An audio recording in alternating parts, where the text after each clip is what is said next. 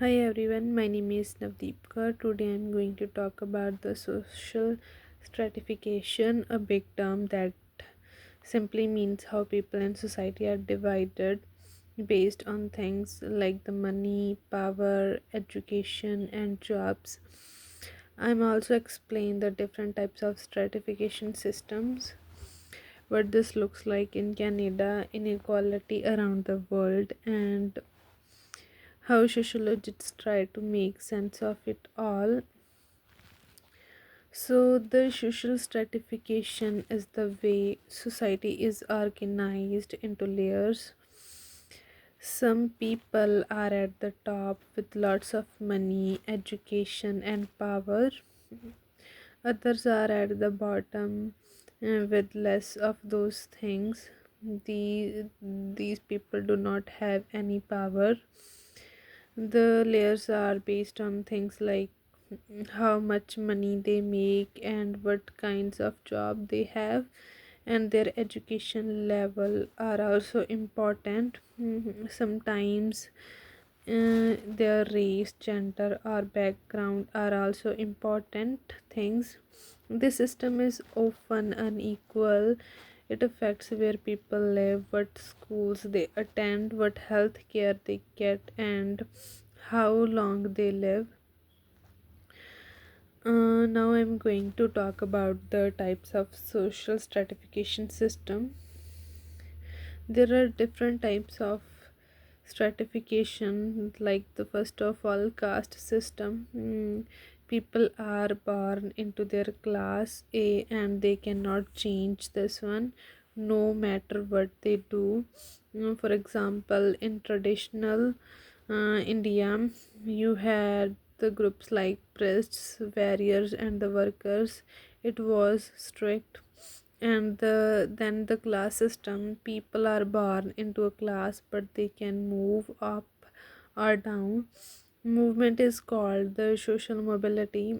For example, in Canada, someone born into a poor family might become rich through education and hard work, but it's not easy.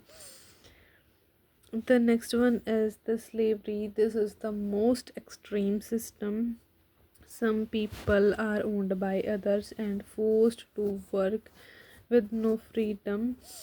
Uh, Sadly, this is still exists in some places today. The next one is the estate system. Uh, this is existed in the old Europe. And that time, society was divided into nobles, clergy, like the church people, and commoners. In this system, people could not move between the classes easily. Now I'm going to talk about the social classes in Canada.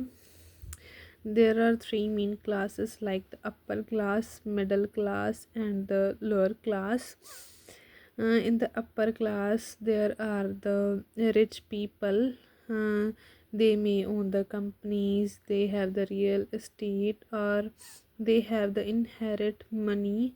They have a lot of power and they influence the politics and the business. These people are very small percent. There are many small percent of the people in this class. And the next one is the middle class.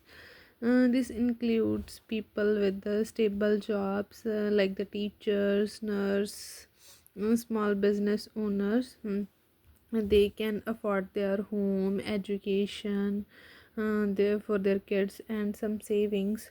This class is getting smaller due to rising living costs. And the next one is the lower class.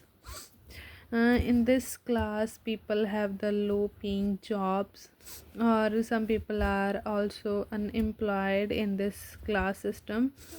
Life is often hard. They may struggle to pay the rent, to buy the food, access healthcare. They didn't mm, complete their basic needs. It's tough to move up without help, like the education or the social support. Even Canada is known for being equal. Discrimination and poverty still exist, especially for the indigenous people, racial minorities, women, and people with disabilities. The next one is the global inequality. In this world, not every country is equal. There are rich countries like the Canada, US, Germany, and the poor country, and parts of Africa, Asia, and Latin America. Mm, this gap is exists because of colonialism, because the rich countries control the poorest countries because of their benefits like the resources, land, money, and they control the people of that country. And the next one is the trade inequality. In this, poor countries sell their cheap goods to rich countries to make um, more profit. And the next one is debt. Many poor countries money to rich ones and pay huge interest. And the next one is the corruption. Some government don't use money to help the people, so people in rich countries usually have better healthcare, education system, and they have the jobs. They have longer lives. In poor countries, millions of lack. They do not have like the clean water.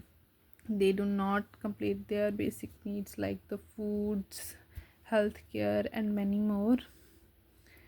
And the next one is the sociological perspectives on inequality. The first one is the functionalism. This is about the inequality, like the social needs different people are doing for their needs, like they do the different jobs like the cleaners, teachers, doctors.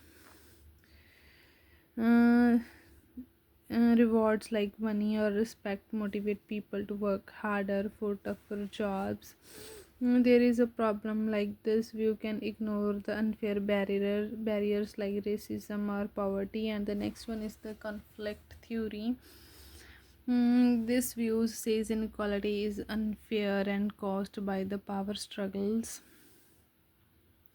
In this theory, the rich people control the business and the resources.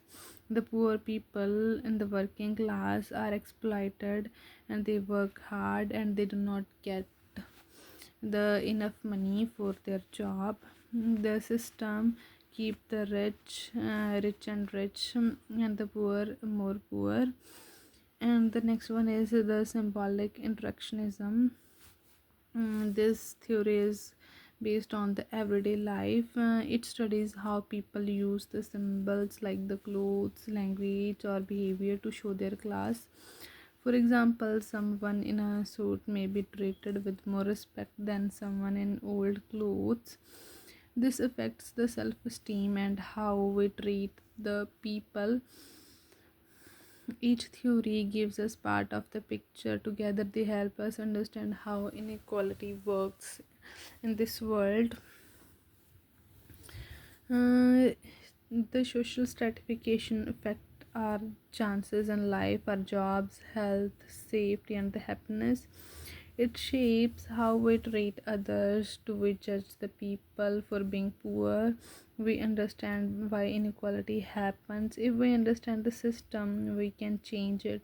We can fight for better schools, for wages, and equal treatment. So that's all from my side about the social stratification. So thank you.